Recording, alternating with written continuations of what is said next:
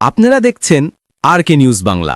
আসিফ মাহমুদ সজীব ভুইয়া বাংলাদেশের স্থানীয় সরকার বিষয়ক উপদেষ্টা ঢাকা 10 আসন থেকে স্বতন্ত্র প্রার্থী হিসাবে জাতীয় সংসদ নির্বাচনে প্রতিদ্বন্দ্বিতা করার ঘোষণা দিয়েছেন। তিনি নিশ্চিত করেছেন যে তিনি এই নির্বাচনে লড়বেন এবং তার ভোটার নিবন্ধন ঢাকায় স্থানান্তরিত করেছেন যাতে তার ভোট নষ্ট না হয়, কারণ তিনি পূর্বে 2018 এবং 2024 সালের নির্বাচনে ভোটার হওয়া সত্ত্বেও ভোট দিতে পারেননি। ভুইয়া জানিয়েছেন যে তিনি কোন আসন থেকে লড়বেন তা এখনও চূড়ান্ত হয়নি, তবে সেটি ঢাকা থেকেই হবে। তিনি রাজনৈতিক দলগুলির, বিশেষ করে বিএনপির সাথে তার প্রার্থিতা বা তার জন্য কোনো আসন খালি রাখা নিয়ে কোনো আলোচনার কথা অস্বীকার করেছেন এবং তার স্বতন্ত্রভাবে নির্বাচন করার পরিকল্পনার উপর জোর দিয়েছেন।